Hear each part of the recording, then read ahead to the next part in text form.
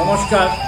প্রথমেই কবিতা উৎসব এডি ক্রিয়েশনের সকল দর্শক বন্ধুদের শুভেচ্ছা, ভালোবাসা, প্রীতি, নমস্কার ও সালাম জানিয়ে আরম্ভ করছি আজকের ধারাবাহিক সম্পাদকের সিন্ধুক খুলে। আজকের পর্বে রয়েছে সীমান্ত রশ্মি জ্যোতির্ময় রায় স্মরণ সংখ্যা নিয়ে অতি সংক্ষিপ্ত আলোচনা। জ্যোতির্ময় রায় স্মরণ সংখ্যা সম্পাদনা করেছেন নারায়ণ মুদক, সহ সম্পাদনা করেছেন সুদীপ ভট্টাচার্য। এই সংখ্যাটি প্রকাশিত হয়েছে 2025 ইংরেজির মে মাসে। 48 জন গুণগ্রাহী জ্যোতির্ময় রায় গুণগ্রাহী কবি লেখকেরা লিখেছেন এই সংখ্যায়। তাহলে পড়ে নিচ্ছি সম্পাদকের সিন্ধুক ফুলের সম্পাদকের নারায়ণ মুদিকের সম্পাদক থেকে কিছু অংশ পরিষদ থেকে বিবেচনা করে সম্পূর্ণ সম্পাদক পড়া সম্ভব হচ্ছে না, শুধু লেখকদের লেখার স্পর্শ করে যাচ্ছি। কবি সাংবাদিক প্রাবন্ধিক জ্যোতির্ময় রায় স্মৃতিচারণ পর্ব, তা যেন বিনা মেঘে বজ্রপাত, নারায়ণ মুদিকের সম্পাদকীয়তে রয়েছে। তার হেডলাইন: কবি সাংবাদিক প্রাবন্ধিক জ্যোতির্ময় রায় এর স্মৃতিচারণ পর্ব, তা যেন বিনা মেঘে বজ্রপাত। নারায়ণ মুদক তার সম্পাদকীয় হেডলাইন ছিল। সেই সম্পাদকের কিছু অংশ পড়ে নিচ্ছি। কারো কারো সাথে জীবনের অনেকটা সময় চলার পরও আপনজন হয়ে উঠাতে যেন কোথাও বাধা বাধা থেকে একদম নিজের মতো করে ভাবা যায় না। মনের কথা বলতে মাউজুব করে বলতে হয় নিজের এবং উল্টো দিকের জনের সাথে।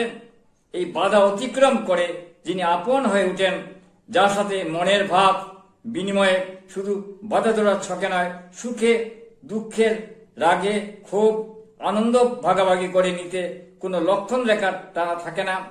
বুড়ি বুড়ি ভালো মানুষ পাওয়ার মতো সৌভাগ্যবান আমি নই, তবে হাতে গোনা কয়েকজন ভালো মানুষ, ভালো বন্ধুর উপস্থিতি আমার জীবনে ঘটেছে। তাদের স্নেহ, তাদের পাশে থাকা, তাদের কথা আমার কষ্টগুলো দুর্বল হয়ে কোথায় হারিয়ে গেছে। তাদের মধ্যে যার কথা বলতে আজ আমার বেদনায় বুক বাড়ি হয়ে উঠেছে। চোখের পাতা ভিজে যায়, মস্তিষ্ক কাজ বন্ধ করে দেয়, কথা ফুরিয়ে আসে। তিনি আমার একান্ত আপনজন, বন্ধু, ভাই, আমার হিতৈষী প্রয়াত জ্যোতির্ময় রায়। তার স্মৃতিচারণ করব।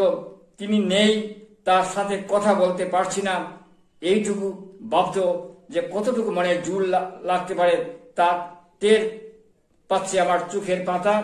সত্যিই জ্যোতির্ময় রায় ছিলেন একজন উদার হৃদয়বান মানুষ এবং অত্যন্ত বিজ্ঞ গবেষক, লেখক, কবি, বহু গুণে আধার ছিলেন তিনি।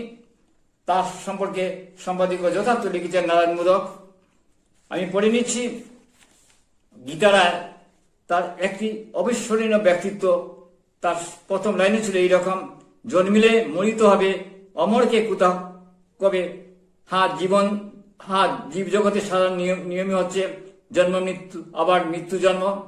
জন্মিলে মরিতে হবে, অমরকে কোথা কবে। জীব জগতে সাধারণ নিয়মই হচ্ছে জন্ম মৃত্যু, আবার মৃত্যু জন্ম। অর্থাৎ চক্রাকারে সময়ের গতিতে জীবিতের জীবনে আসে মৃত্যু, আবার মৃত ব্যক্তিও জীবনে পরপারের সময় কাটিয়ে আবার মর্ত্যলোকে প্রবেশ করে। এই বক্তব্য দিয়ে তিনি তার স্মরণ করেছেন জ্যোতির্ময় রায়কে। গীতা সাহা অত্যন্ত সমৃদ্ধ প্রবন্ধ আমি পড়ে নিচ্ছি। শিখা দাশগুপ্ত তিনি লিখলেন: তুমি রবে নীরবে। কি লিখবো বুঝতে পারছি না। যার বিষয়ে লিখবো তার বিষয়ে আমার লেখা কতটুকু মান্যতা পাবো। তার ব্যক্তিত্ব, তার জ্ঞান, তার বক্তব্যের গভীরতা, তার কবিতা, গদ্য লেখা সবটাই এক অনন্য সাক্ষ্য রেখে গেছেন। সত্যি তাই, অত্যন্ত সুন্দর ভাবে তিনি উপস্থাপন করেছেন। শিখা দাশগুপ্ত তুমি রবে নীরবে তার যথার্থ কথাই লিখেছেন জ্যোতির্ময় রায় সম্পর্কে। আমি পড়ে নিচ্ছি। অত্যন্ত উন্নত উৎকর্ষ মানের আবেগতাড়িত কবিতা বিদ্যুৎ চক্রবর্তীর আলোর মুখোমুখি। অত্যন্ত সুন্দর আবেগতাড়িত এবং তার অনুভূতি প্রকাশ করেছেন বিদ্যুৎ চক্রবর্তী আলোর মুখোমুখি কবিতায় জ্যোতির্ময় রায় সম্পর্কে। তাহলে পড়া যাক কবিতার শিরোনাম বিদ্যুৎ চক্রবর্তী আলোর মুখোমুখি। রাত তখন যৌবনবতী, প্ল্যাটফর্মের হেলান বেঞ্চে জমে উঠেছে জীবনের অমূল্য কথোপকথন। না ঠিক হলো না তখন, শুধু কথাই ছিল উপকথার নিশ্চুপ। কথাটা মাধুর্য ছড়িয়েছিল আপন বৈভবে, প্রজ্ঞাসঞ্চিত তার কথা আমার মন পবনে তুলেছিল ঝড় মধু ক্ষরণে। যাত্রী আমি দূরের, তুমি কাছে, সে রাতে রেলগাড়ি এলো ঘড়ির কাঁটা ধরে। এমনই হয় সেই শেষ দেখা, সেই শেষ মুখোমুখি বসিবার ক্ষণ। কথা ভেঙে সেদিন বসেছিলেন, কথায় কথায় গড়ে তুলেছিলেন সম্পর্কের বাঁধন। দুয়ার ভেঙে সেদিন গহীন হৃদয়ে আলোয় আলোয় আমার এসেছে জ্যোতির্ময়। আচমকাই নীরবে ভেঙেছে সব মহাতিমিরে অনন্তগামী সব আলো। মধুময় হোক এই অনন্ত পথ, মধুবাতার ইত্যায়তে, মধুবাতার ইত্যায়তে। অত্যন্ত সুন্দর কবিতা লিখেছেন বিদ্যুৎ চক্রবর্তী।